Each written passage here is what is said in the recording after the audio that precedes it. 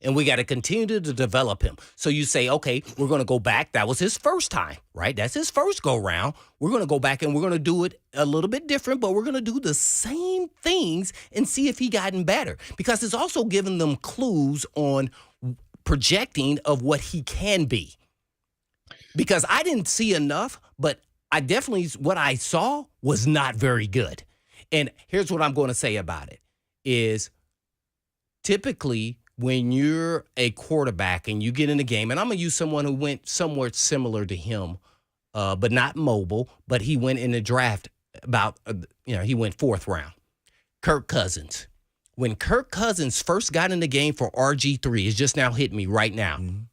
He looked way better than Malik Willis did in that game versus the Texans. Absolutely. See, and they gave you glimpses of what he could be. And you go, oh, man, he may be actually better, different style than RG3, but the offense was more productive and it moved. And so you say, I don't know, it may can work. We may be able to can live with this guy, as our starter. So you just start building on that. We don't even have enough data to even show us that. So I'm still trying to get to that. Where we can say, hey, we trust this guy. We think he can run our offense as a backup in this league if something happens to Tannehill, not just this season, but even next year. So that's where I want to get to, because if not, you don't have the answer. When you start saying that, then he's not the guy. Yeah, Blaine, I mean, I saw precious little to indicate that he's able to execute even on that fundamentally basic level. And listen, I'm not saying that he's going to be at this point in time. Right. At this point in time. Yeah. I just don't think he's a very good football player at this point in time. That doesn't mean that's not an indictment of his entire career, where however long it lasts, if it's, here, if it's, as a career backup, if he's a future franchise quarterback, nobody has enough evidence of anything that he's been able to do yet to say. But for the purposes of this particular game, I know that Malik Willis is not going to be able to execute the fundamental basics of their passing game, and they cannot run the ball with the kind of volume that they did against the Texans and have the kind of success that they did. Because, I mean, I believe Beauclair brought this up with you guys this week, right? That their scoring total has continued to go down during the 5-game win streak. Week, which is crazy. It's you probably need 27 points in this game to be able to have just to stay in it, and they haven't scored that many all season long. So I think that there's a million different reasons to have trepidation about this, but the circumstances dictate that they're going to have to do this again with the parts and pieces that they can cobble together and try and win a football game. To their credit, it worked last week. The defense was crazy. Derek was fantastic. The offensive line, particularly in the run blocking, more in the run blocking, obviously, awesome. Executed those combo blocks, duo blocks, whatever you want to call them, very, very well. And Derek took full advantage. But this is not the Texans' running defense.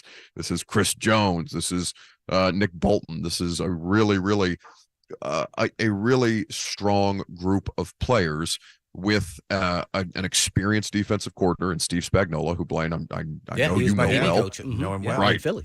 That's exactly right. So, with all of these things, they're just going to have to find a way to make it work, even if it looks funky. We remember the Blaine Gabbert 2018 game in week 2 after, basically it felt like their season ended in week 1 against Miami on the road in Mike Vrabel's first career game. They had Kevin Byard throwing touchdown passes to Dane Cruikshank, and I brought up that sequence before, but this is the kind of game if Tannehill doesn't go, and even if he can go, because from what I understand, he's really, really struggling with the ankle sprain, whether it's a high ankle sprain, like Adam Schefter alluded to potentially. We don't have the information to be able to say that, but I don't think they're going to have to devise something in particular, and they cannot have the kind of gas that they did last week on special teams. This is all projecting. If you just turn on your radio, if Ryan Tannehill doesn't play, if they go with Malik Willis, how the offense will run. I'm interested to hear from both of you guys is if you do something to get Malik off, and I talked about trying to throw a sharp passing game. How about this, you guys? Listen to this. What if you do a muddle huddle? And when I say that, it means you don't even huddle up. You just call plays from the line of scrimmage, and you kind of let him get into a flow. Whether it's a run game, pass game, get him into this kind of up-tempo a little bit where it kind of favors maybe his style. I don't know. I'm reaching because if I go into this game without Tannehill, and Tannehill doesn't play.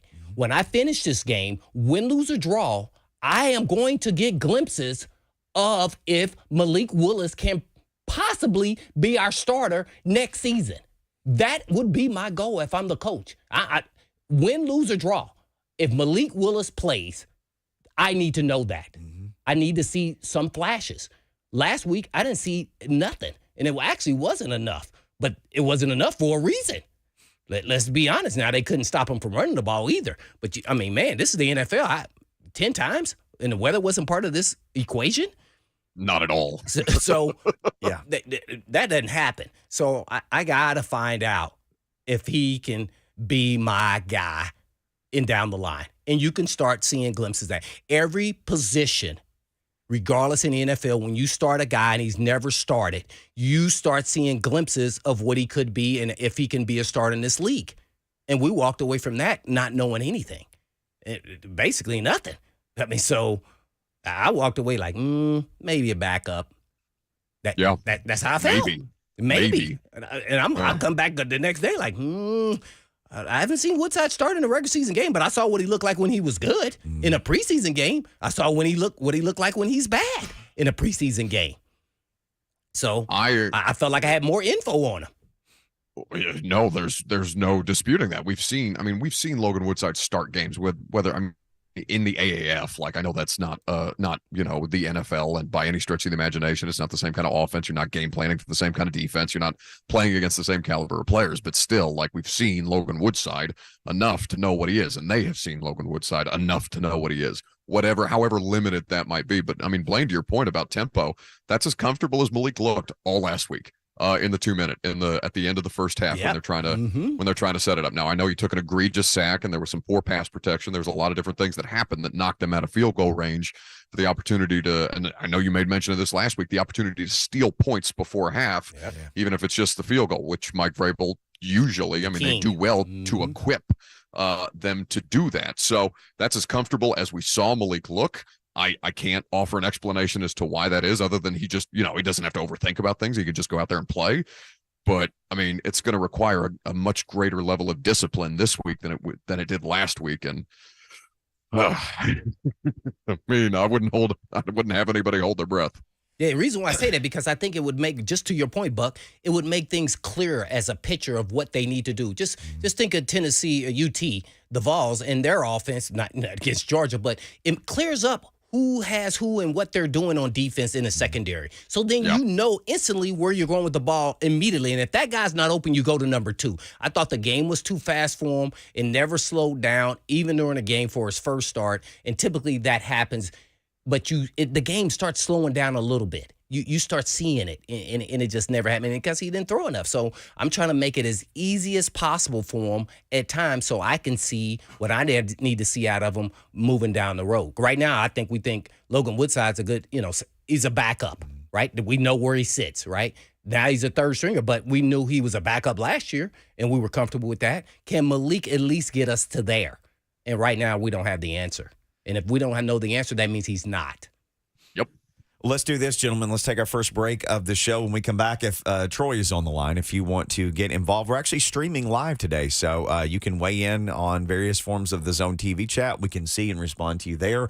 If you'd like to get on the phone, 615-737-1045. We'll get you there. Buck Reising is in Kansas City.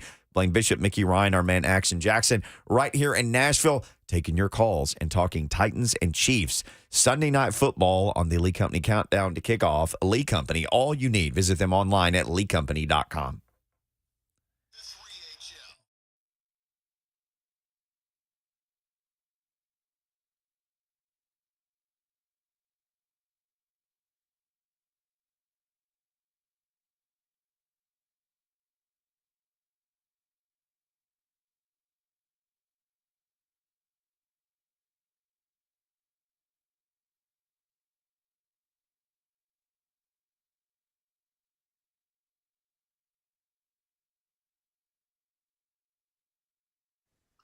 Superbook Sports, that's where you go to wager this season and any season that you want to get in on the action for your favorite sports teams. football. No more baseball because the World Series obviously ending last night. Congratulations to the Houston Astros. Basketball, hockey now officially in the mix. Superbook Sports is your one-stop shop for the best odds boosts and promotions in the game. They offer you the opportunity to take on the best odds makers on the Strip in Las Vegas, only at Superbook Sports. So download the superbook.com app today. Go to superbook.com for terms and conditions. Gambling problem? Call the Tennessee Red Line, 1-800-889-9789.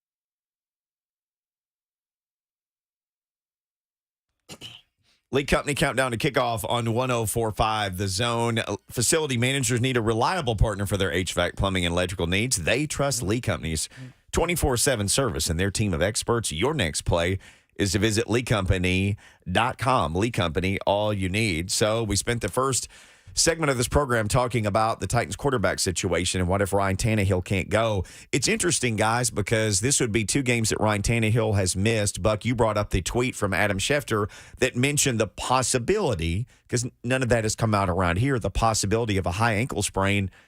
That's not for people who don't know, that's not like, oh, I was jogging and I twisted my ankle. It's a completely different thing. Ankle sprain is really probably not even the right description for it because it's a much more elaborate injury than a sprained ankle. That's just the name that it's been adopted with over the years.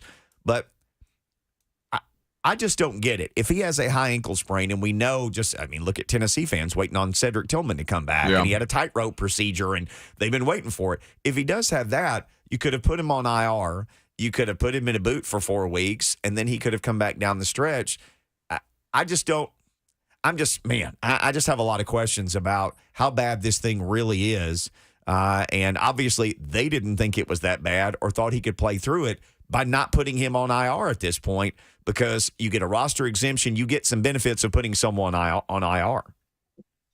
Well, I think a part of that also factors into, they've already theoretically used one of their 8 opportunities to bring players back off injured reserve in designating Elijah Molden to return this week. He's obviously not activated for this game. for people who are listening, but they're going to be more judicious with that. And also there's a fairly large sample size of quarterbacks this season who have been dealing with high ankle sprains. Mac Jones of the Patriots was considered pretty severe according to the reporting around that. He did not go on injured reserve. He missed 3 weeks and then was back in the lineup. He did get benched against the Bears, but he was quarterbacking today in a 26-3 over the Indianapolis Colts. Baker Mayfield, Colts. Yeah, didn't. Yeah, well, yeah. I mean, poor Colts. If you want to, sure, you can. You're more than entitled to feel sympathetic for everybody involved with that, because it looks like a particularly miserable way to exist. But Baker Mayfield did not go on injured reserve with the high ankle sprain that he had earlier this season. Sam Darnold did. Two Panthers quarterbacks dealing with high ankle sprains reportedly, but. So, the two of them did not go on injured reserve and were made available. Now, P.J. Walker was the starter when Baker came back. I know P.J. Walker got benched today, but, Baker in relief duty, obviously the game was well out of hand, so there's no telling how well he could have played if it was an actually competitive contest at that point. But, I think all those things have to be kept in mind when they're evaluating the injured reserve situation, because, as I mentioned at the start of this, the rules changed. They have changed this year with how many guys you can bring back. They got away with bringing basically almost everybody back last year with the way that the injured reserve situation was able to work in their favor, and I do think it benefited them down the stretch. But this year, that's not the case. You have 8 opportunities with this, and God knows they've got more than 8 players on IR right now. Sure do. As we discussed in the opening segment, 10 passes for Malik last week, 10 passes. Buck, we were setting the over-under in the pregame, and we came up with 12 last week. Mm-hmm. 12 last week, and they went under. I know Buck's best bets is coming up, but there's only one today. There's no games left. But you can't. I mean, you can't go to Kansas City. I know they held them to 3 points last year. I certainly don't think you can expect to do it again. Buck, as you pointed out in the first segment, the Titans have not scored more than 24 points in a game this year. But you certainly. There's no way you can go to Kansas City and throw it 10 times. I mean, you're going to have to do something, scheme something up, do something, right? Just so Spagnuolo, Blaine's former position coach, doesn't just go, okay, we're just going to load the box and dare you to throw it. And we're going to crush, we're going to hit every run gap, and we're just going to make your life so miserable that at some point you have to do something, because it's not going to work. You're not going to run against us. Yeah, I think that's what they're going to do, though.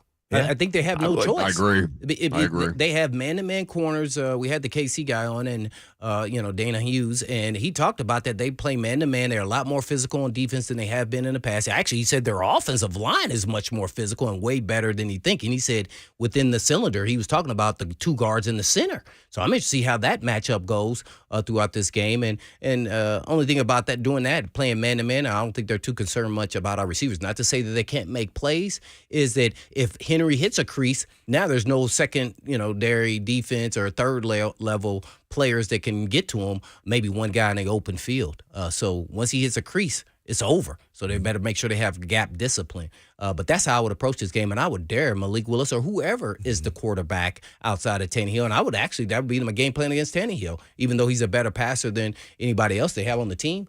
Because this team is built around Derrick Henry and stopping the run game. So once you do that, now beat us. Take away their strength and see if somebody else can beat us. That was my whole plan versus the Raiders. And your man, what was his name? Collins or something? He almost got him. The tall receiver guy from the Raiders. So, yeah. Mac Hollins. Yeah. Hollins, yeah. He almost did. He almost literally did. Yeah. He had a career day. He hadn't done that since. He's shown flashes, but he hadn't done like that. So, I think that was a day that they were willing to let Mac Hollins get the numbers if Devontae Adams and Waller weren't able to. But honestly, Mickey, I mean, going back to your initial point about needing more than 10 passing attempts to try and stay in this game, I think they would do that with Tannehill if they could get away with it. It's just that they have the opportunity to have a passing game that operates independently of their rushing attack with Derrick when Tannehill's in the lineup. They clearly and obviously do not have that. Without Tannehill theoretically available, and we'll see what probably about an hour from now we'll see what the injury report, or rather the inactives officially rules, because Logan Woodside is up for today's game. Second straight week with him as a practice squad elevation. So yeah, I mean, like we've seen Tannehill have those kind of low volume games and that be their best performances. Mm-hmm. He's the quarterback in this offense is simply a cognitive function, right? Like he's just there to exist, to make sure that they can hit the shot plays when they need to, that they can, if you have a quarterback that can move the way that they have the last couple of years, you can take advantage of some of these boots and gain yards on the ground that way. Obviously you saw the Mike Vrabel wired for sound clip that came out of the Houston game. They can't tackle Derek, keep giving the ball to Derek. All we have to do is know the effing play. That's what they did. Like, that's who they are. It's nothing different. It's just, now they don't have a passing game, or if he's unavailable, they don't have a passing game that can operate independently of their rushing attack. Malik Willis, I think a lot of us thought, okay, maybe he could do something in the ground game. He was only 5 for 12 rushing last week. There was an opportunity for him to run at one point to the right, and he just turned and threw the ball into the bleachers, basically. He grounded the ball.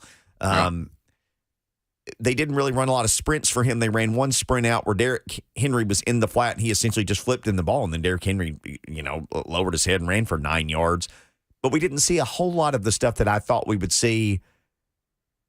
And I'll say this. You mentioned the comments of the head coach, and he said they can't tackle Derek. So they just realized that, and they just never stopped giving it to Derek after that. I think the Kansas City defense, third rushing defense in the league, I think they can tackle Derek, unlike the Texans. So I wonder if they'll be at least a little more creative with Malik Willis today than what they seemed to be last week, at least a little bit more. I mean, Blaine, I'd be curious your thoughts on that, but like creativity would lend some notion to the idea of confidence in the quarterback being able to execute the creative plays when the offensive coordinator is already getting hammered every time they do try and attempt something creative, like a quarterback to quarterback jet sweep. Yeah. Like this is the guy, and that that summarily was botched. It was a turnover that could have cost them an opportunity to win against the Colts when Ryan Tannehill was clearly and obviously limited at that point after suffering the injury that he did. So, they have to either trust him or don't. And at a certain point, and today is a tremendous opportunity, potentially, if Tannehill doesn't go, for them to try that. But like, I don't know how much better he's going to be able to execute after a week. You know what I'm saying? I mean, he'll have had more snaps in the offense, but that's because Tannehill hasn't practiced. I mean, he limited Wednesday and Friday, but if it's as bad as as people are discussing it, then he's not really, attempting passes during the week of practice, which one would hope, if you're a Titans fan, that Malik Willis is getting those opportunities and allowing him to get more comfortable with that system and the coaching staff to gain trust that he can do something. Well, when I think of creativity with this team, I'm going to say this. They're not real creative at all. But if you really want to win desperate enough, you will become creative. And with this quarterback. So with this quarterback, what I would do is go back and say, okay, remember we drafted him, right? In the third round or whatever round it was, third round, right? Mm-hmm. And I say, I'm going to go back and we're going to watch all his videos, and then I'm going to have him input on what plays he liked when he was in college. And I'm going to see if it's something that I can implement in our offense with our style, which is totally different than his style that he did in college. But when he's in shotgun, we in shotgun at times, we can still run some form of what they're doing. But with that being said, I would probably add in more RPO. I would probably put Hilliard, Henry, and Willis in the backfield at the same time. Maybe I run some option. Maybe catch them off guard. I haven't run the option. All right, and I'm pitching. All right, and I'm going to run it on the same drive, too. One to the right, one to the left. He has different reads. Guess why I'm doing it in the same drive? Because I want to catch them off guard. If they got time to go to the sideline and come back and adjust, then they're going to be ready for it later on. Mm-hmm. So, no, I want to get him when they hadn't seen it. So I want to do something they hadn't seen that gives him at least a little bit of a even playing field for him versus this team. How do I do that? And that's what I would be trying to do and make him come. I don't care if we don't even run it. If I feel like he can beat the Chiefs, I'm putting it in. Mm-hmm. And it's probably not a lot because that offense is totally different. That offense beat Arkansas the other day. Great college offense. But can we implement any of that? And it's more of a passing and a quarterback running at times. So we all got to see now his running, like I said in the preseason, wasn't going to be the same in a regular season game because these guys are flying around. Most of those people that he was running against probably are selling insurance right now. See? So, and I know he was going against the ones, but those other guys weren't the ones either. Yeah. So let's be real. There was no way he was going to be running around. Now, everybody say, oh, well, he runs a 4.4. Did he look like he was a 4.4 to you last week? No, because he's not. I don't care what no clock said. He ain't doing that in no game. Not in no live game with other dudes chasing the run 4.4. It didn't look like it. So let's make him a quarterback. Can he maneuver and manage the pocket like Tannehill and maybe a little bit better? Absolutely. Maybe is he a better runner maybe when Tannehill first got in the league and maybe he's as fast as Tannehill. I would give him even that. Because Tannehill was a converted receiver, came in the league, probably was a 4 or 5 guy. That's what I think he is. So he actually can run. So let's use that to our advantage. But we got to scheme it up where we have those advantages. Maybe you run quarterback draw. You got to put some things in for him just because it's him. Make him feel comfortable. And then sometimes some quarterbacks that are running quarterbacks to a certain extent, running one time gets them into a flow and a rhythm of their offense. I got to find something to hit the head over the nail with this kid as our quarterback. And if I can't figure it out in this game, then I'm probably never going to figure it out if he actually starts and Tannehill doesn't go because we're all still speculating. Nobody has any idea. I don't. So we shall see. So we're taking it up to game time. So game time, I'm assuming that this is going to be a tough call. I'm probably not going to go. But I could be wrong.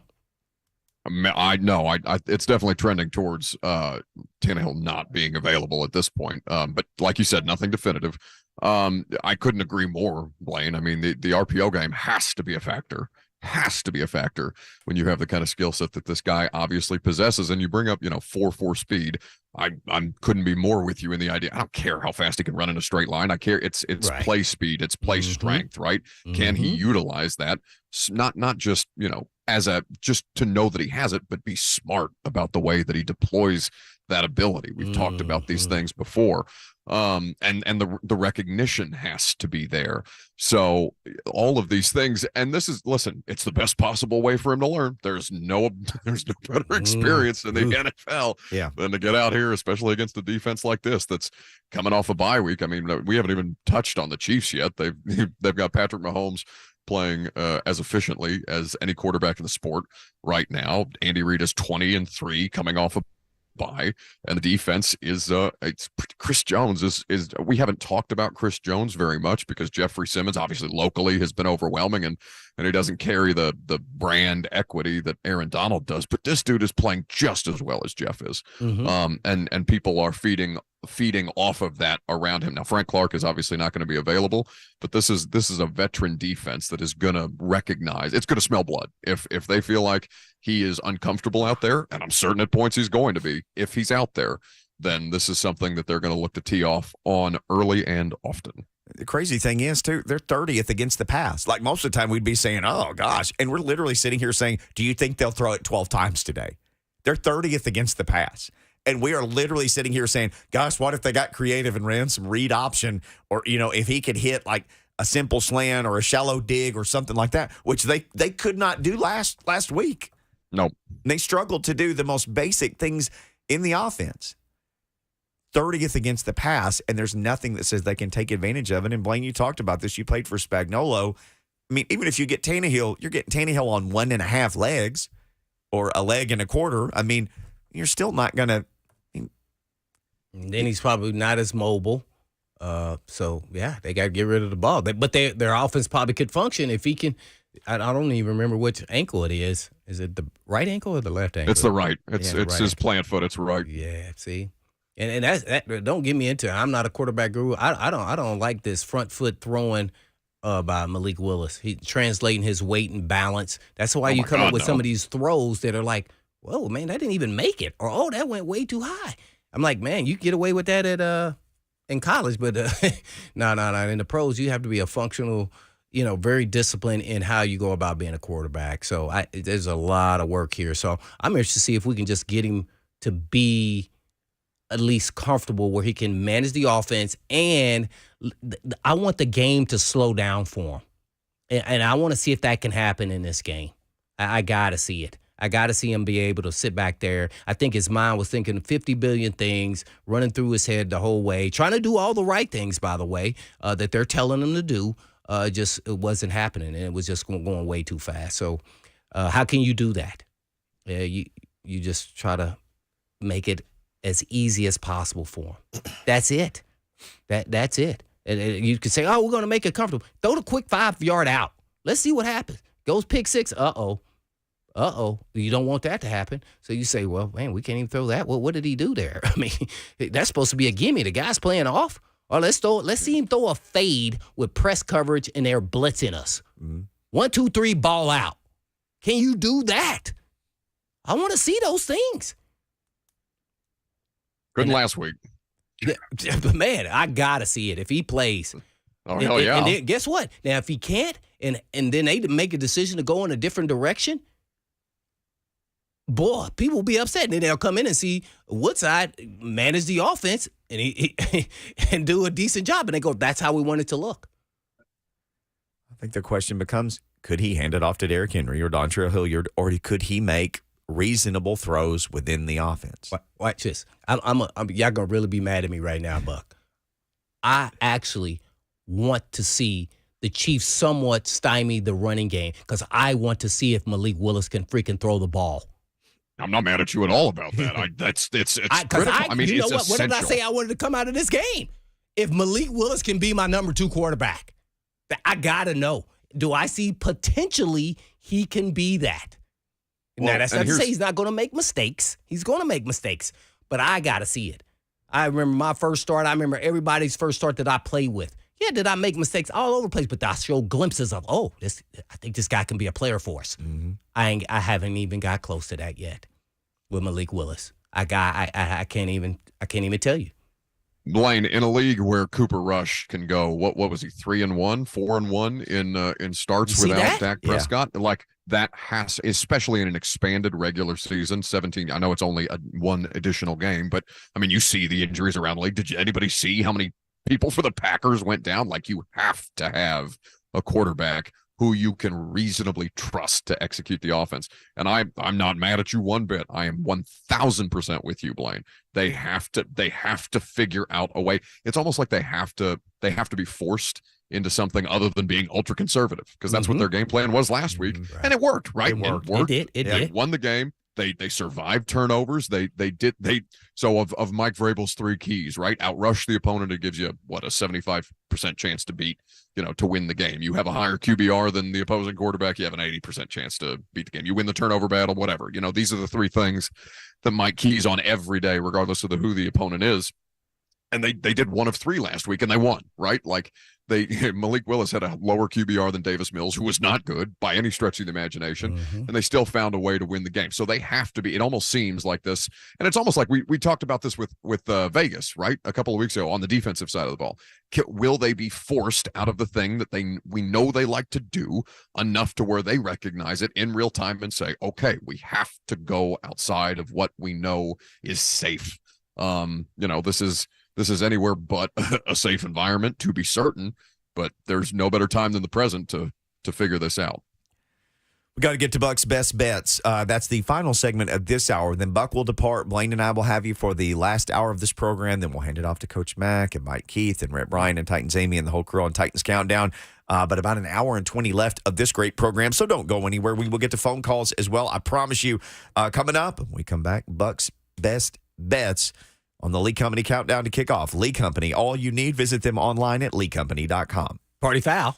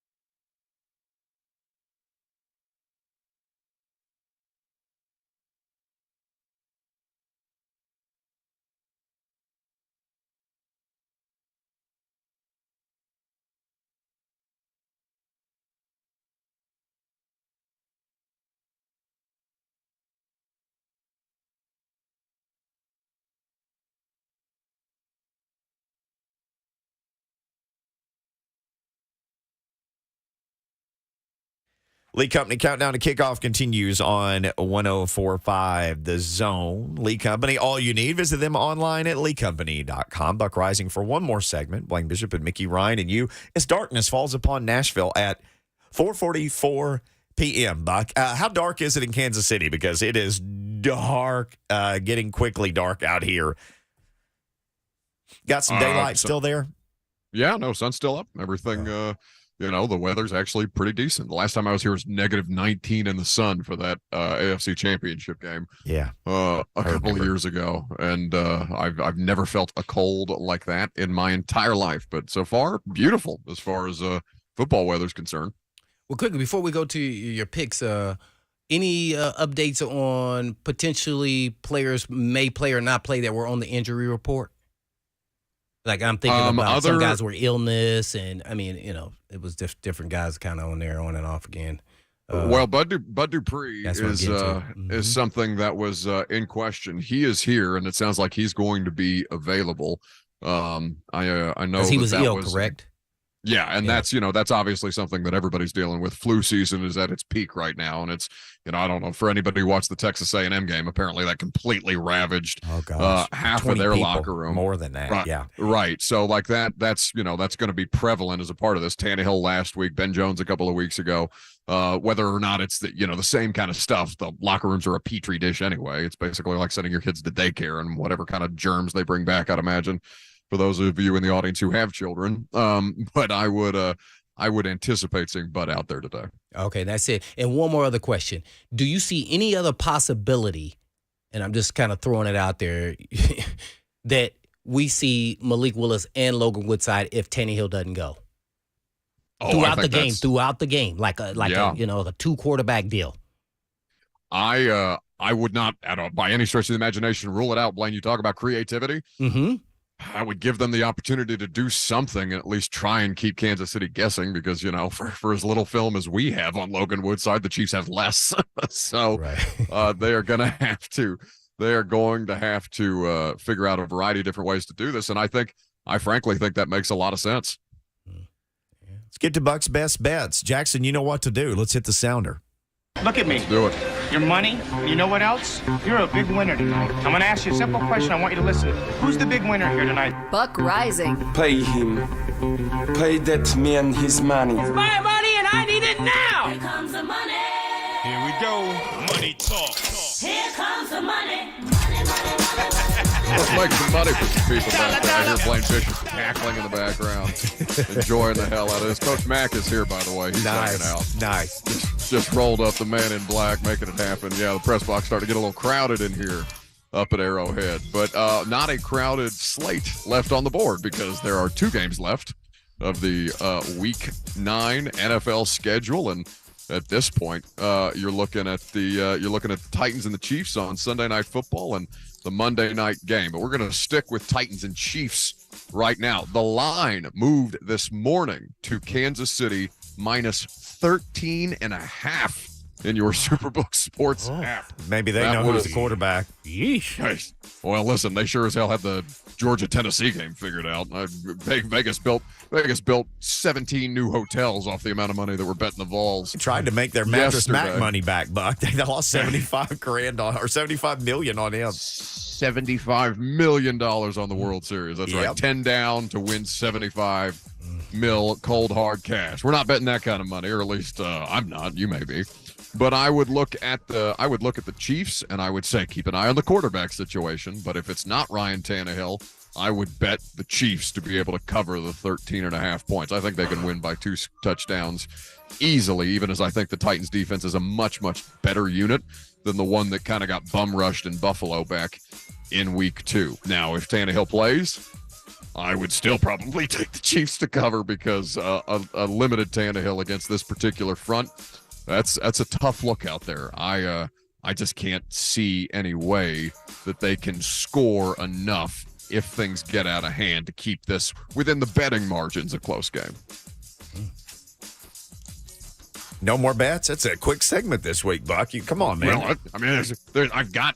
Well, okay. Let me get you some props. Let's hear it. Come on, man. We're here. Yeah, Derrick Henry to score 2 touchdowns in this game. He is minus 220 at this point, obviously coming off a 2-touchdown performance there. I would take Derrick Henry to score 2 touchdowns in this game if I was betting with your money.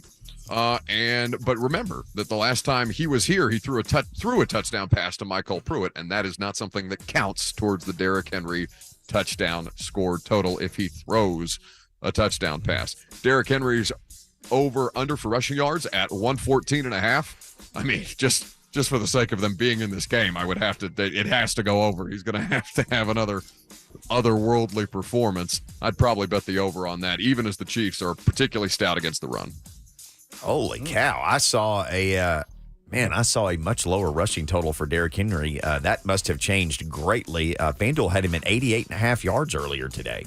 Well, this segment is brought to us by Superbook Sports, so I don't know what the hell FanDuel is, but I keep it right there with the people that make this segment possible. Well, the good folks at Superbook Sports certainly know what they're doing as well. Derrick Henry showing up. Let's say you could get him possibly for less. Derrick Henry would be mine as well, and here's why. In 5, what did you say the number was Superbook Buck? Superbuck book? for Derrick Henry's over-under rushing. 114.5. His career average in 5 games against the Chiefs is 111. Ooh. Playoffs and regular season, it's 111.4. I looked last night and wrote it down. Because he was when we were here last time, he had only 86. He did. Mm-hmm. No, I'm sorry. In the game at Nashville last year, he had 86. The last time they saw the Chiefs, he had 86. Correct. Yeah. Yes, that's a good number to keep an eye on, and certainly nobody's going to be more cognizant of that than Derrick Henry and the Chiefs defense. It's in his first game against the Chiefs. You got to go back to 2018. He ran 9 times for 58. That was when they're still, I guess, feeling out is Derrick the guy or not. After that, he's been the guy. He was 23 for 188 when they faced each other in 2019 in the regular season. Last year in the regular season, he went 29 for 86. That's the game you're talking about. He's faced him twice in the playoffs. The Marcus Mariota threw himself a touchdown game. And Derrick went 23 for 156 in that game. And then the loss in the AFC Championship game with Tannehill, as we all remember how the second half of that game turned, he finished 19 for 69 in that game. So it's been it's either been way over 100 or well under 100, if that makes sense for him. Well, Feast or famine. So 114? Yeah, I'm going under. I'm going under. Okay. 2 against 1. Those are probably the smarter 2 against 1 in this particular situation, but those are the best bets. Yeah. All right, I'll ask both of you. If he's under, is there any way they can win this game? If he runs for 98 yards or 63 yards or 79 yards or 111 yards, but not 114? Well, who's the quarterback? Anybody. Anybody? Oh, me or you? You. Maybe we'll put Buck back there. He can at least sit over the line of scrimmage. It could be Lucas who who just showed up with a free plate of food as he's wont to do. Oh, that buffet in the press box up there, I've seen that. It's something to marvel at. They don't mess around in KC. He just brought his food over to brag because I can't eat yet. So the spread is it lives up to the standard.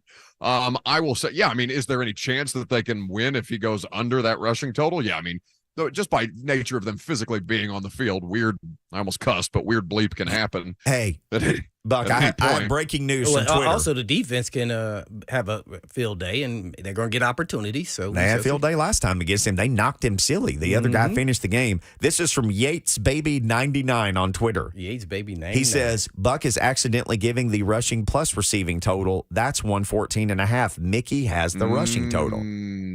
Is that true? That is an important clarification. There you go, Yates Baby. Whoever you are, I can't read his Twitter bio because it has a bad word in it, but. Yates Baby. So now 114.5, including receiving, I'd take that all day. Oh, because I'd throw that rascal a couple screen passes. Yeah, I'd throw him several screen passes. And Dontrell Hilliard too. Then good. I stand by my best bet. Look at that. Derrick Henry rushing over, just like we planned it. Hey, let's squeeze in a phone call. Rob is calling all the way from Virginia, 615-737-1045. We got a couple minutes left with Buck before we let him go and send him to the buffet. What's going on, Rob? Hey, guys. How you doing? Fantastic. Good, man. I just want to make a quick statement. Well, first of all, I'm excited to see my boys play tonight. Of course, the Titans, and I hope they don't turn the ball over and whoever's at quarterback, just manage the game. What do we got to do to win? But my main reason I'm calling is as far as Malik Willis. You know, he played he played his first game last week. And, you know, he's a rookie, and, of course, he's not ready. I agree with all of that. Mm-hmm. But being from Virginia, I've watched Malik play a lot of games. He has good skill set and athleticism and all that. But I think what the problem is, it's sort of like when you have a quarterback that is athletic like that, and you try to get in his head about staying in the pocket, you know, I think when he gets out there, his skill set goes down the hill because, you know, they want him to stand in the pocket. Now, last week, it was a good plan because Derrick Henry just pretty much ran all over the Texans. Mm-hmm.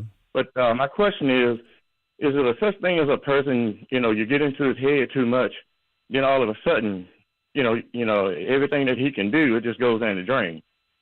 And what I want to say is if Tennessee just... He disappeared. Oh. Okay. I don't know if that was the actual issue, personally, thinking about what he's saying, but that can actually happen. And a good example, it's happening here. When it was VY, they wanted him to stay in the pocket, and they specifically told him that, and then he became a different player. He wasn't the same. So there are some credence there. I don't think we have enough data to even say that was possible in this situation. I just think he's not ready. Now, they told him some of those things in the preseason is because there were guys open, and he just wasn't looking. He was thinking about running. Well, throwing the ball moves the ball faster than you running. So they were trying to just kind of teach him that. And he bought into it because you could see the improvements on the next game. So, I mean, to a point, yeah, you run and maneuver in the pocket and you scramble at times, but that's a field thing, and you got to, you know, understand all that. But first of all, you must become a potent passer because that's how you win in this league now. A lot of guys are mobile and more mobile quarterbacks, but at this time, I think we need to see if he can throw the football in a pro-style offense. The one thing that's different from Malik to me is he's going from one style offense, which is totally different than what he did, to a super duper pro style offense. Mm-hmm. So the difference between him and Kyler Murray actually is in an offense that throws the ball just as much as he threw in college. Now there's some different things they had to change up for protection reasons, everything else. But so he's kind of still in a comfort zone. That's what we're trying to get out of Malik Willis in a different style offense. I got nothing to add. Well, with that, Buck, with that astounding level of analysis, we will let you shove off and join Lucas at the buffet in the Chiefs press box. You can call back in, though, if you got an update on who the starting quarterback is. We're counting on you. We'll be waiting. You get some news on that. You have to break in, okay? Okay. All right. Look, that was real convincing. That was real convincing. That's almost as much as I believe Malik Willis is going to throw for 300 yards. I'm going to reach out to Lucas. He'll call us. Hey, Bucky, enjoy the game, and we'll talk soon. Travel safe. Bring me some food back, right? Yes, sir. The one and only Buck Reising from the Buck Reising Show and many other shows and things around this city. All right, next hour belongs to Blaine and me and Jackson and you. Jackson. So you want to talk about Malik Willis, or you want to talk about the quarterback situation, or anything you're scared of or excited about today? We got open phone line, 615-737-1045. It's the Lee Company Countdown to Kickoff on 1045 The Zone. Lee Company, all you need. Visit them online at leecompany.com. Stop saying you're a rookie.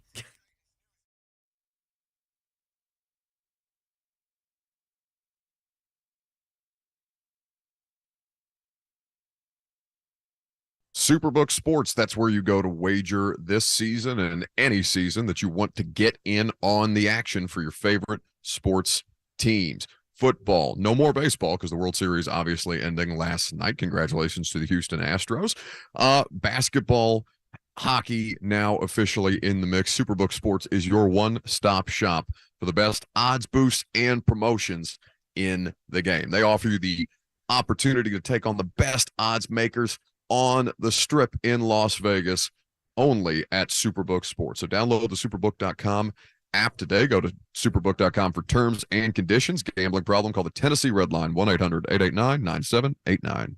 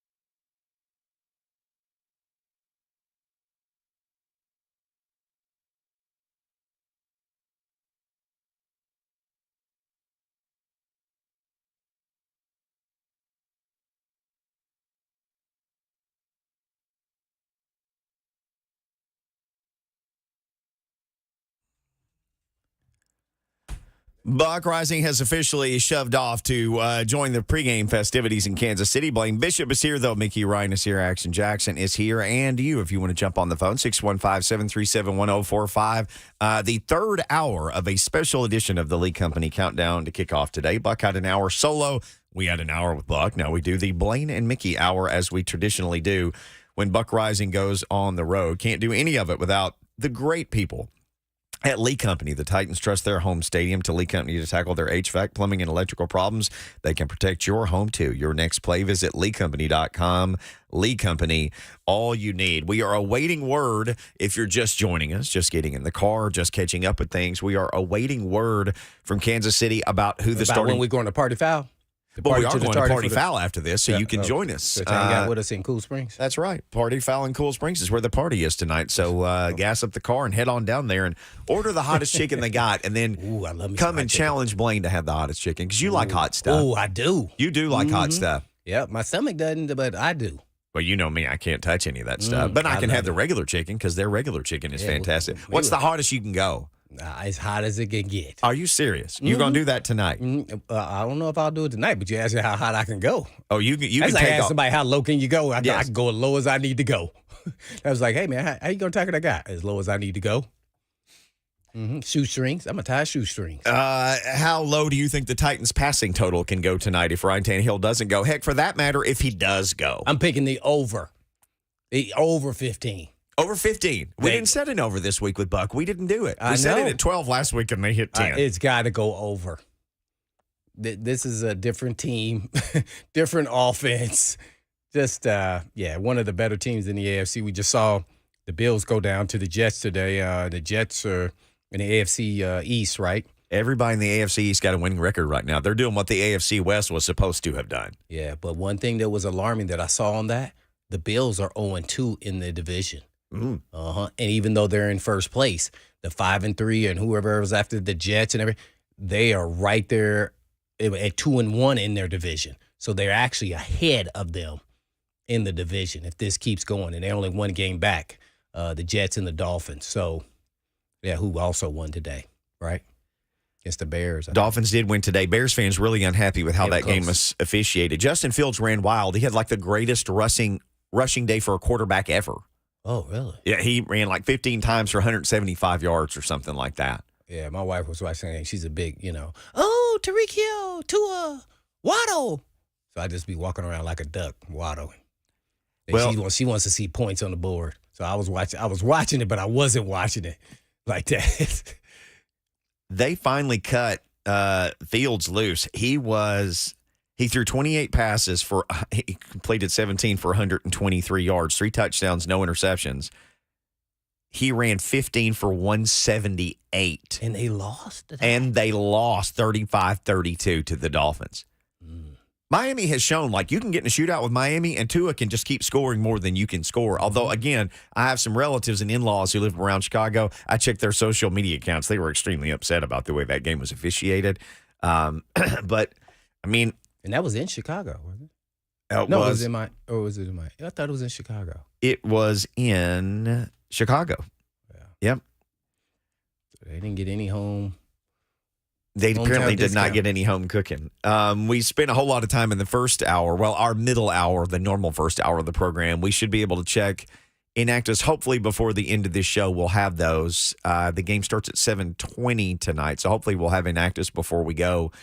Spent a whole lot of time talking about what the Titans should or would do if Ryan Tannehill can't go. The only, we've been told ankle, and you can see that it's an ankle, and you could see that when he got hurt on the field and went down, obviously everything says ankle, and that's what he's been listed as. Is it a high ankle sprain? Is it an ankle sprain? The only person who's mentioned the possibility of a high ankle sprain is Adam Schefter. Which was today? Yesterday, I believe he mentioned it, that Tannehill would travel to Kansas City. He would be a game time decision. It's a possibility of a high ankle sprain. If it's a high ankle sprain, to get back this quickly would just be astounding to me. Well, I mean, I have no idea what it is. Ankle sprain, high ankle sprain. Every ankle sprain is so different. So even if it was a high ankle sprain and he came back and played in 2 weeks, I wouldn't be surprised because if he has just enough mobility to maneuver in the pocket and things of that nature, and he may not be mobile where he's running downfield, but if he can maneuver in the pocket and feel comfortable, I wouldn't be shocked if that happened because there's different levels of high ankle sprain and ankle sprain, so or whatever it may be. In this situation, we're all guessing. Who to know? It could be in his foot. I have no idea. But they keep saying ankle, so we have to assume that.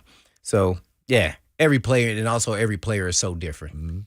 Depending on your position and what you can play through, every position requires different things you can play with. I had to learn that through teammates because I felt like I could play through anything. But if you're a corner and you have an ankle sprain, and we play a lot of man-to-man, and you're probably 75%, you're not going because that's not going to get it done. So at quarterback, offensive lineman, maybe he can. I don't know. If you backpedal like you got a boot on, and then throw the ball, get some protection, maybe you can get it done that way. There's a risk. Are you better off with the backup playing and can do a better job than you? And that's the conflict with guys who've been in this league and have started for a while. Those are always tough decisions to make because you always want to feel like you can help the team in some form or fashion, that you can do a better job, even injured, than the backup. So tough call. So I don't know the extent of it, but I'm hoping he goes. But if he doesn't, what's the plan and how we, plan to move forward? At least you could say Malik Willis got more practice time as a starter. Yep. Because Tannehill didn't practice very much during the week. And to see if he improves from last week as far as just understanding how he wants to run the offense, his style, his way. Can we just get everybody on the same cadence and going at the same time? That happened 2 or 3 times where they were kind of off rhythm a little bit. And can he get them into the offense and run it the way that it should be run as far as in the passing game? So those are the things you want to see. You just want to see him all around just improve and give more attempts. So if he does all those things, I think then you're headed in the right direction. But we see somewhat similar of all the things we saw last week, and they won't be able to run the football as successful against a better team, especially against the run.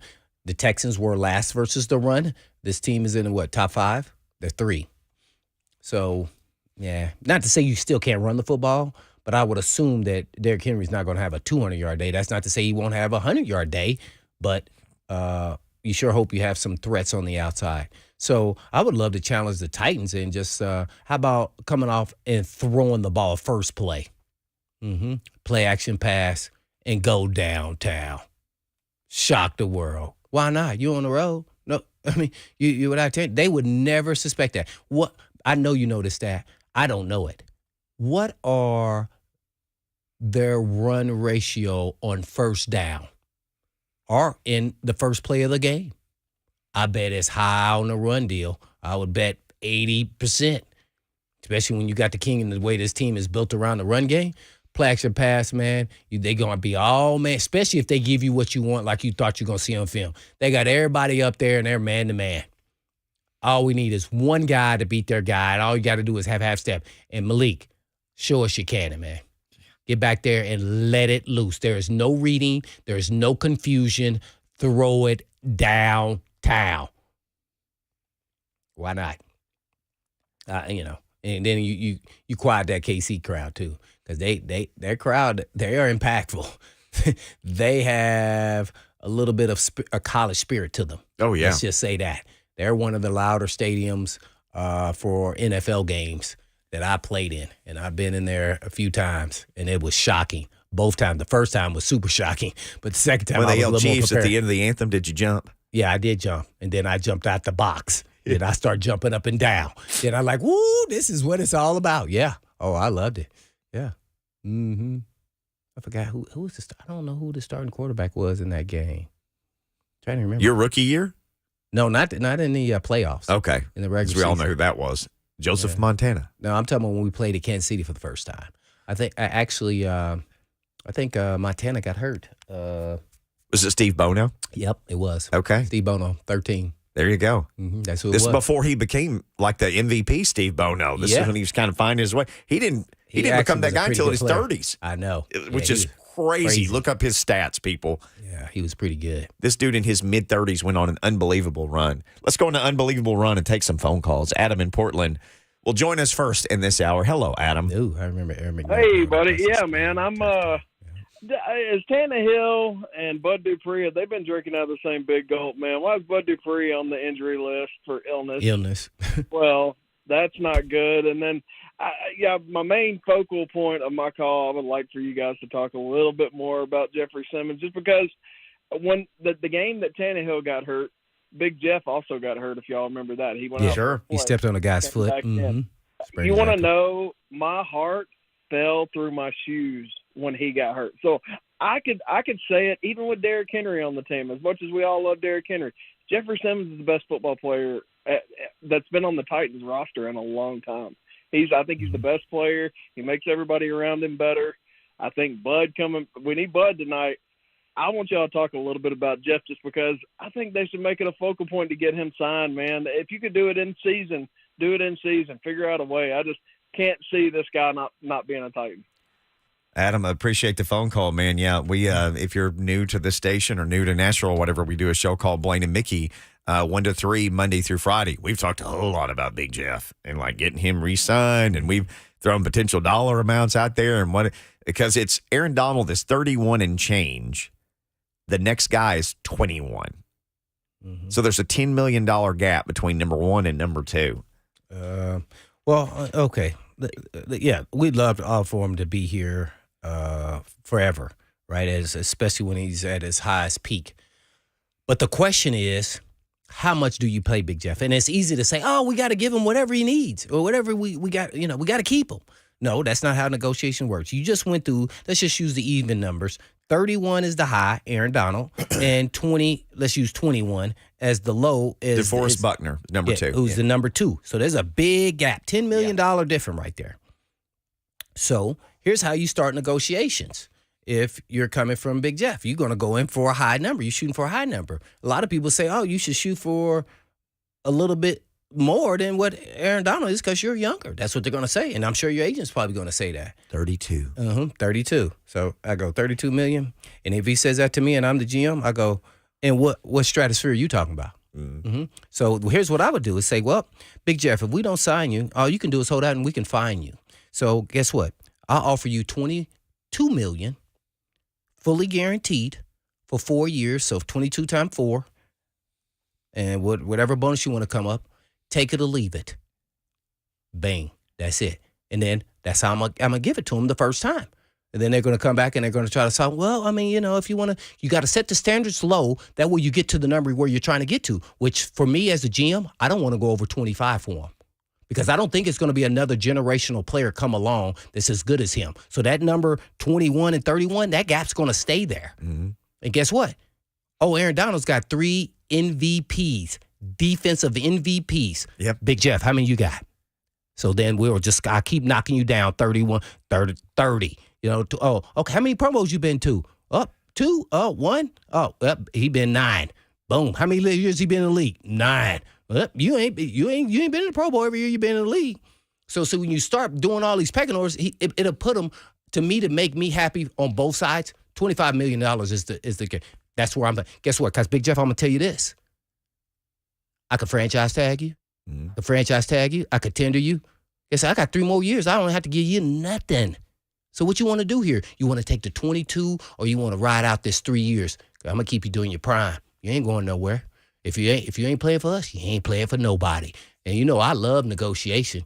And for that's how I'm people gonna who play don't know, you played 10 years in the NFL. You have been through this. Yeah, you know I was how it franchise works. tagged. Yeah. And they told me I couldn't do crap or nothing. Well, then unfranchise tag me. This was you coming off all-pro season. Yes, yeah. exactly. You can't do nothing. So this is how negotiation goes. So, I mean, I really believe he should be at 25 is a fair number. And if they're trying to get out of the stratosphere and want to be at the 33, 34, 35, dude, sorry. We're not that team.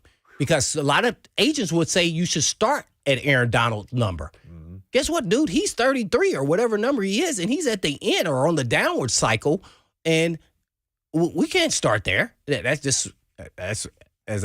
can't pay my D. No, I can't do it.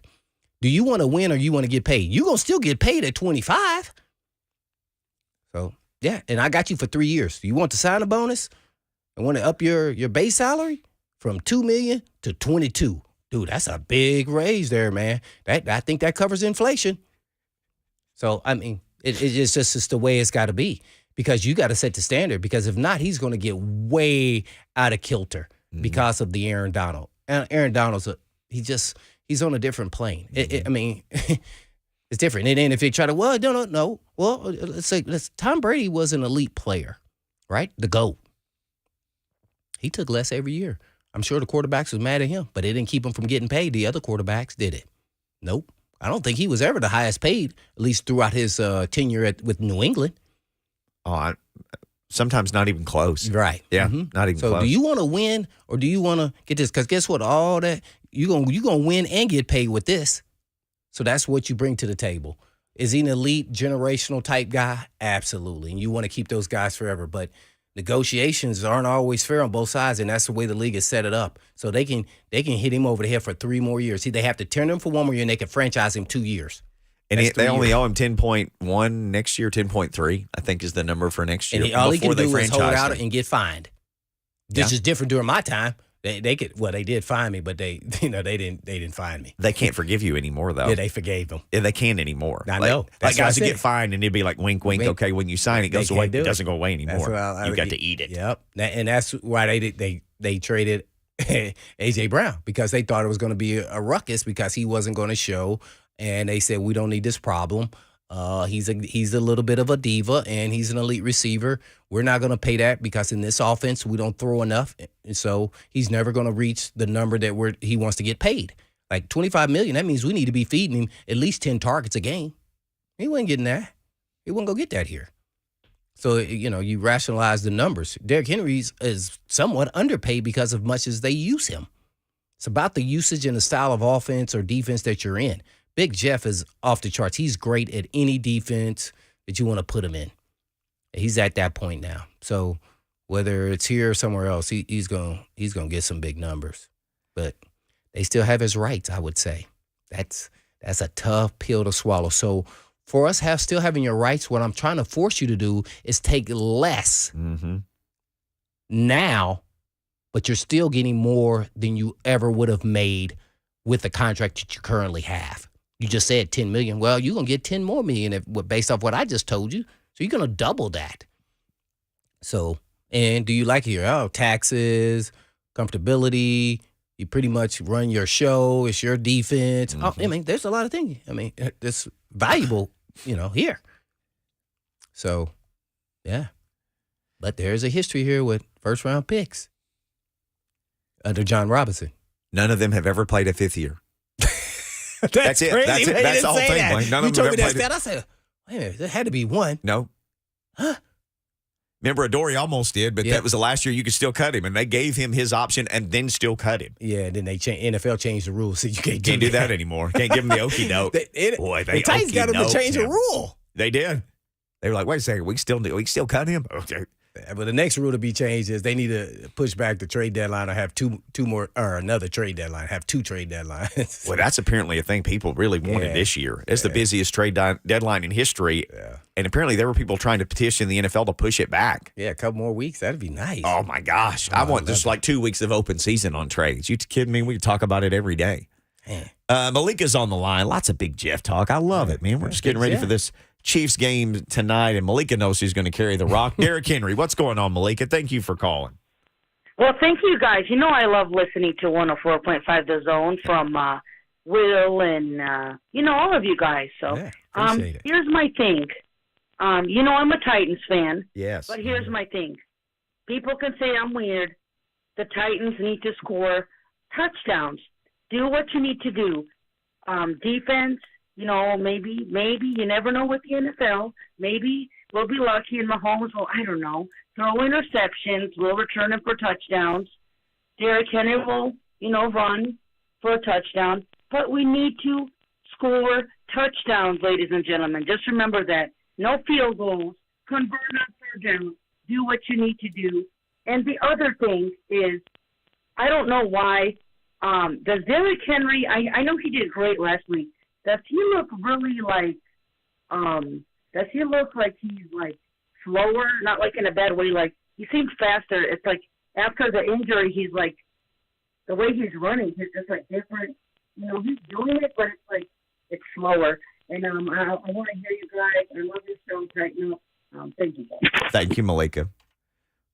Asking if he's slower. She faded off a little bit. We haven't seen him break off the deal where he just outruns everybody. He's gotten in the clear a couple times. He got caught from behind. But you've noticed something about him, just his mobility once he receives the handoff, like a guy at his feet. And you've seen him jump cut and do things that you've pointed this out several times. Like, there are things he's doing you haven't seen him do before. Yeah. I think the time off, once he got healthy and he started earlier probably in his off-season training, him doing jump cuts for a big guy that's, 6'3", 250, you just hadn't seen that in his repertoire. It was just something he couldn't really do. He's kind of put the foot in the ground, get vertical, and use his speed and his power to beat you. Now he's doing his change of directions. They've kind of actually accelerated some of the different type of forms of running plays that they can run, more with pulls and things of that nature, and I really like it. I can't really tell if he's lost something on his deep end speed. I know everybody's going to go back to the one play that he hadn't even got going. When I say he's a long runner, speed runner, he's a guy that takes him 25 to 30 yards before he even gets going. So that guy caught him when he just made a cut, and then he's now probably at 10, 15 yards when the guy got him and get in the burst. That's probably like a play I could do, back in my day. But if we're going to try to have a sprint and we're going to go past 40 yards, I'm not that guy.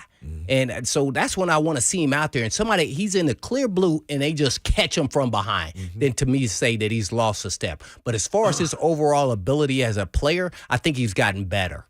And when I say that, it's because I've never seen him do more jump cuts than I've seen him do this season. I think it was the Commanders. I was about to say this, your Command Skins. In the last game. So there's been 2 games where I've seen him do things that he hadn't done very much, if at all, as a running back in the National Football League. And it's to avoid, tackles for loss. That's changed things, that helped him get, at least back to the line of scrimmage, and also helped him make some of the shorter runs, 4 yards into 18-yard runs. So I kind of like that. Everybody's just expecting the home run hit because that's just what he has done. So once you say statistically and then watching the Titans every week, say, well, he hasn't hit the home run, he's still not the same player. That's not necessarily true if you're watching the games. Now, we could say that guy caught him from behind, but that wasn't a real catch. He caught him from behind, but he was only in a 10 yard window there, and Derrick Henry just made a cut and was about to turn it on. And he saw the guy had the angle, and that guy was already at top speed, right. And Derrick Henry hadn't put the downshift in to say, all right, now I'm ready to go vertical here. I'm about to turn it on. So I thought it was a different set. So I'd love to see if he has, though. I don't think that's a big, game changer for me if he's lost a half of a step, because his game is not just built on vertical speed. It's also built on power and pounding people. So that can go a long way. But, I'm curious to see. I don't think he has. But, some people believe that he has because they hadn't seen it. And what I don't want to happen is that then now he starts running differently because he's trying to hit the home run. I really believe that was what the Eddie George conversation, if I was making a guess, was all about when it kind of turned his career. That he was looking for the home run because that's what he was used to doing. And he was kind of looking like he was kind of, not hitting the holes hard because he was looking for the breakaway long run. Instead of letting it just happen naturally, and then it will come eventually. So he's trying to force the issue instead of just letting it happen like most, running backs do. And then, you get frustrated and you're trying to make something out of nothing. So I think it was more about that. Just use your power, speed, and then it eventually happen and you'll break one. Got one more segment left. We'll try to find inactives. We'll see if we can find news about Ryan Tannehill. We'll do all of that. We'll take a couple more phone calls if we can as well. 615-737-1045 as we get ready again to hand things off to Titans Countdown. And at that point, Blaine and myself, we're going to join Will Bowling. We will be at Party Foul tonight watching the game. You can come watch it with us in Cool Springs. So come on down, man. Plenty of parking. To the tardy at Party Foul. It's going to be awesome. And I'm going to eat a bunch of chicken, but probably not of the hottest variety. We'll be back. One more segment, a long one. This Lee Company countdown to kickoff. Lee Company, all you need. Visit them online at leecompany.com. Can't wait.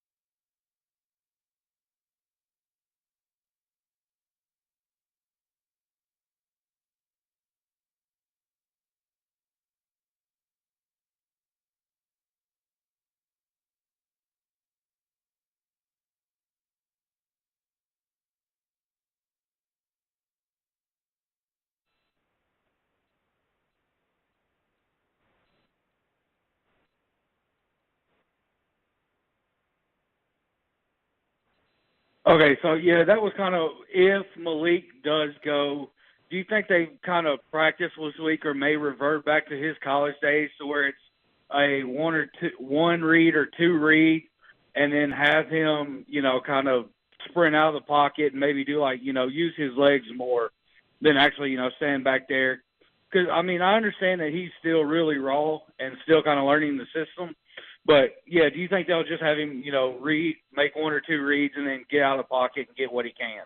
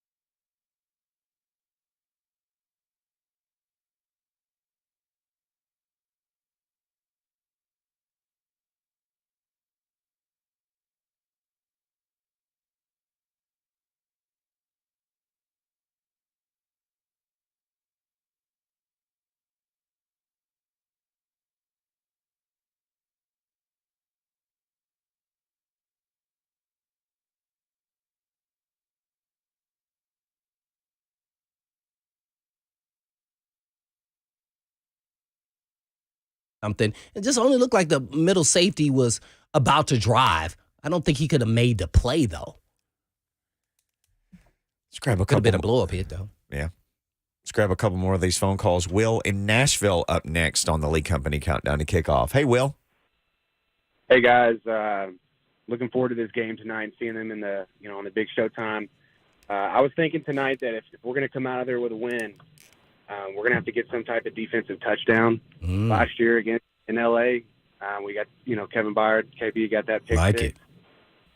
Lit it up. So I'm excited. Let's go get a dub tonight. Absolutely. And with that being said, I really like that defensive touchdown. Also, a special team big play. It doesn't have to be a touchdown, but like, let's say a Carl's fumble or fumble recovery or something to change the field position where maybe on a punt team or something happens there. You're going to need every break you can get. And they've dropped some punts. Sky Moore. It's not Sky like Moore. So does Kadarius Toney return punts I think tonight? Tony's going to be back there. He has one NFL punt return ever. Yeah. Well, Kadarius Toney. He has 4 less than Kyle Phillips. That was surprising to me because that's kind of been the talk. There was one of the Chiefs reporters yesterday who tweeted, if he's active tonight, they'll have 7 receivers active in the game because they called somebody off the practice squad, I know. too. That was odd to me. Like, who's injured with them? So you got. It makes me wonder what's going on because I retweeted it because I thought, we need to talk about this, at least in passing. 7 receivers. One thing we haven't mentioned is who's the nickel? We're talking about 7 receivers. Well, we better have 4 corners and 2 safeties. And oh, by the way, somebody to guard Kelsey. So we hadn't even gotten into going to that. be a problem. They held him to 7 for 65 last year and no TDs, but wasn't that one of the Dane Cruikshank games where he was like, okay, man, I'm following you around? And this is Lonnie Johnson Jr. That's something in that same skill set. Actually, I think he's a little bit better. I would say so because he's a little more physical, but he has the long arms. He's he's a 6'2" guy, so I think he can handle Kelsey. He got to be physical, but he showed signs of that when he was healthy earlier in the season. So and in the preseason, so I really like that role. And that's not to say Kelsey's not going to do well, but I think he can hold his own for sure.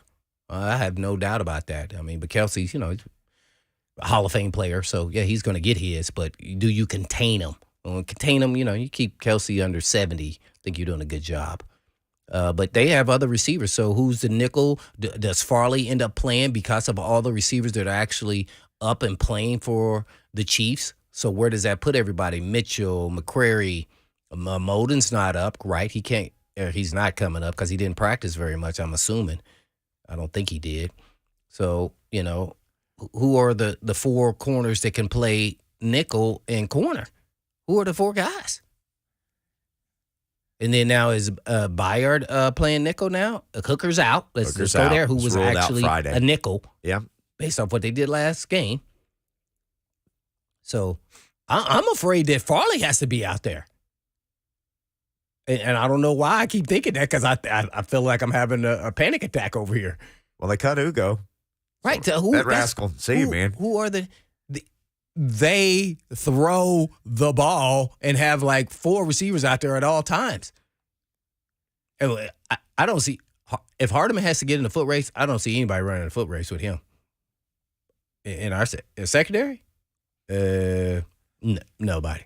Even Fulton. I think he's a smarter player. He understands and he's played against him at Georgia, LSU. And he plays all over the place. He's outside, inside. Juju's shown he's gotten more involved the last 2 weeks and has shown power to break 2 straight tackles. 100 yards games, touchdown in each of those and games. Scanley guy's a sprinter. Don't get him twisted. That guy's a pretty solid player. So who gets your second most attention?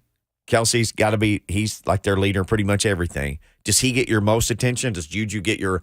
Because we've talked about this, and you've talked about how your philosophy, one of them, put the number 1 cornerback maybe on the number 2 receiver and just say, don't let him do anything. And then take 2 guys and double, how I would do it. And double the number 1 guy in some way. I don't know. Based off what I've seen of Kansas City, I don't know if we even know who their number 1 guy is. And they've really kind of shared the load, and every game's kind of been its own different picture. As you just said, Juju had over 100 the last 2 games. Right. Before that, Juju looked like boo-boo. Yeah. Yeah, poo-poo. So I watched him. I was like, man, he looks like he's overweight or slow. And I think he had an ankle injury or something he was playing through because I saw one of his ankles taped over the top of his cleat. So I would kind of play him straight up. One person that scares me, Scantly on his feet, but Hardiman. And for whatever reason, he's up and down like a roller coaster as far as his production. I don't know why, but boy, every time I see him, I see a burst of light that I don't see from the other players. Maybe he's just not as skilled at route running or something. I'm not watching him in detail like that, but he's got another gear that is really, really on another plane.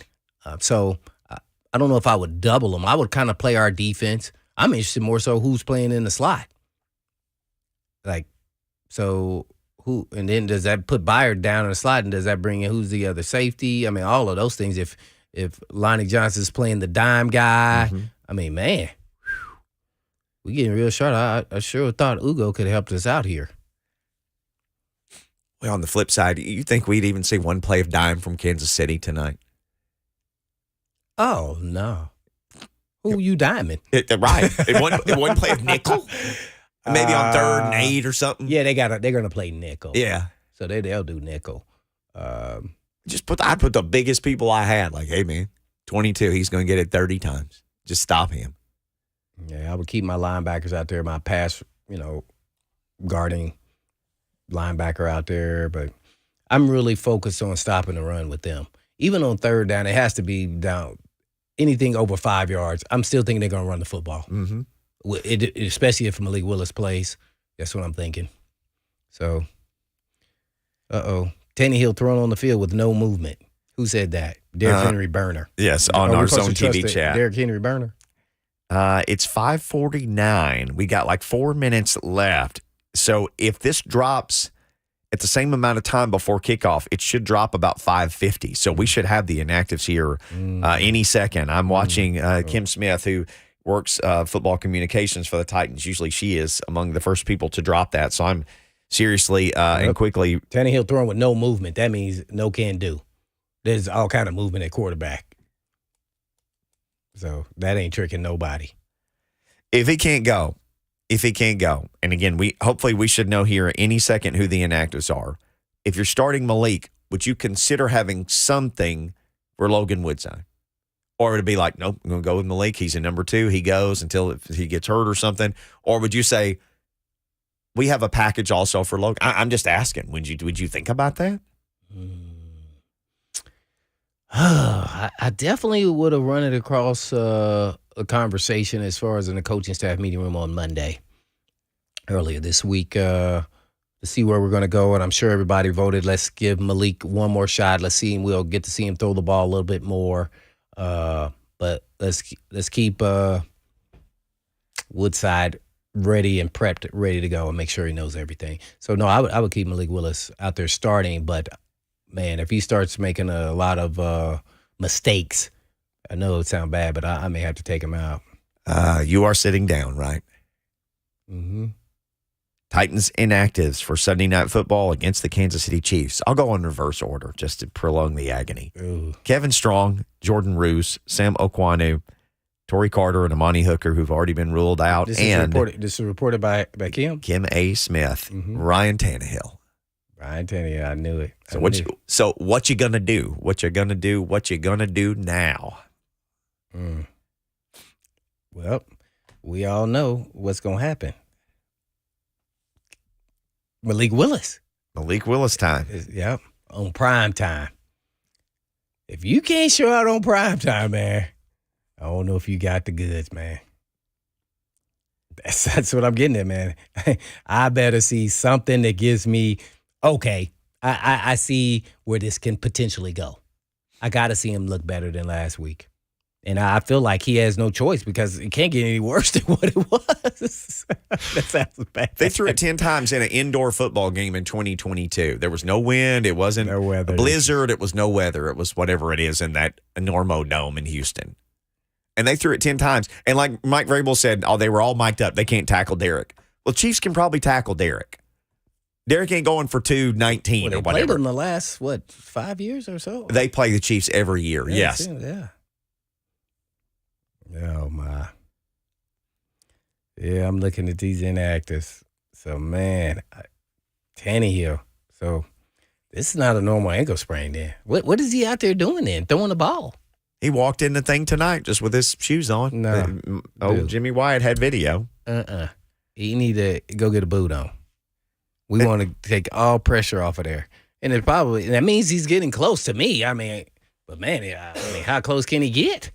If you're not walking with a boot on all week and you're out there standing at practice with no boot, man, you put a lot of weight on your ankle. Or is that slowing the process? Maybe we could have had you out there if you just didn't do nothing and put your foot up in a chair. All right, we got about 30 seconds left to go. The Chiefs have won 9 straight November games dating back to 2019, the NFL's longest active win streak in the month. 20 seconds or so. What needs to happen tonight to end that win streak for the Chiefs in November when they have been unbeatable? Let Malik fly. Mm-hmm. Let Malik be a freak? Yep. Let him play ball. Let him play freely. And he makes mistakes, you live with it and go on because you have no other options really at this point. So let him loose. Let him loose. Don't be